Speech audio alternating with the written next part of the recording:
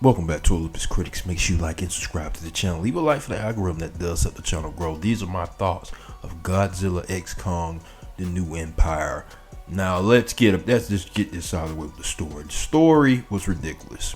It was ridiculous. Now we didn't expect this to have an Oscar-winning story, but I did want it to be a little decent. But it definitely didn't make any sense. With certain scenes, Gia was a big focal point of the story, which I did not mind. It just kind of got ridiculous, especially with the writings on the cave marks on the walls, the Iwi sending out a distress signal in another part of Hollow Earth. So yeah, that kind of took me out of it. That kind of got kind of ridiculous with the return of Mothra. But overall, with some other stuff that was going on with Godzilla and Kong, especially Godzilla, we're gonna talk about Godzilla in a minute. But with Kong, you know, him finding this other layer of the Hollow Earth after he was being chased by these monster-like wolves or whatever you want to call it, and he meets another tribe that is led by the Scar King, and we didn't get enough of the Scar King, in my opinion. I didn't.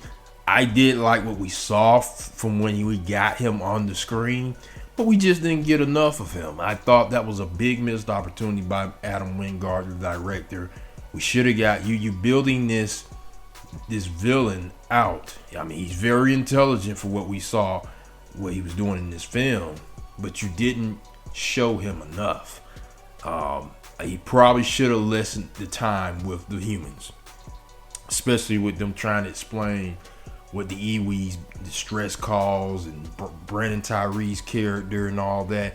They should have probably cut that up, get more screen time to Scar King, because like I said, I really like what we were getting from this villain, but he just didn't live up to it, especially with the threat. It just didn't feel like a threat. I agree with one person said Godzilla probably could have took Shimu and the Scar King out. I mean, he was winning that fight one-on-one with Kong. I really didn't see the purpose of him calling out Shimu when him and Kong was fighting one-on-one. I may be wrong, but he was using some capoeira on Kong, and Kong could not keep up with that speed.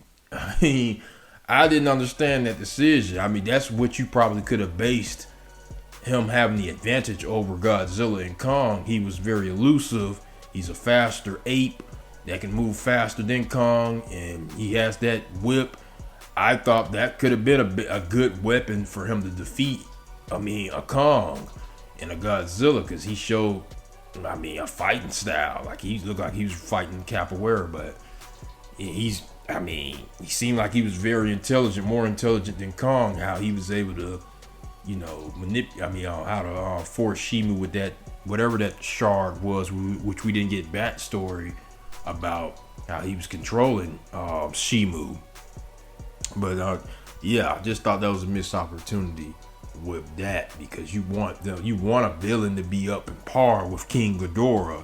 King Ghidorah right now still stands at the top as monster villain that really was wreaking havoc and almost destroyed the earth because of the weather that it was creating.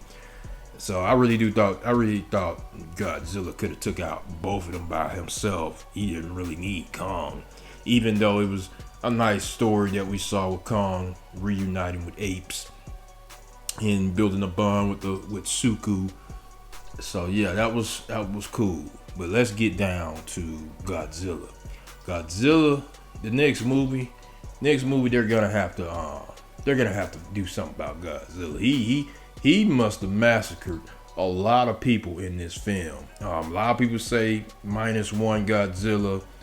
He did some damage, but this one right here, I don't like that they are ignoring that.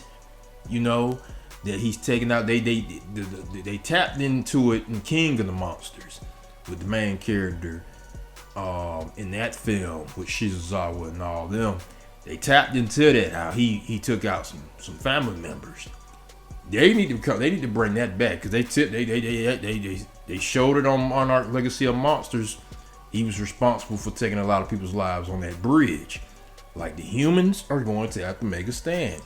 Y'all already know who've been watching my channel what I'm about to say. Pacific Rim. It's time to go ahead and bring Pacific Rim in this ball game where humans make a stand against Godzilla, because he took out a lot of people in this movie. he took out a lot of people, but we'll see what happens. That's what I'm hoping for. I know a lot of people don't want to see that Pacific Rim fighting Godzilla, but I think it would be a pretty good matchup if you got a couple of robots manned by humans fighting Godzilla. But if you're gonna ask me to rank this movie, I'm gonna put it number 3. I'm gonna put King of the Monsters number 1, Godzilla vs. Kong number 2. This will be number 3. I'll probably put Godzilla that we got in 2014, then Kong Skull Island. But post comments, let me know what you guys thought of this movie. Did you enjoy it? Do you think the next movie, is it time to see it? Can they make a deal with Pacific Rim and get these robots in here and fight Godzilla and defend the humans?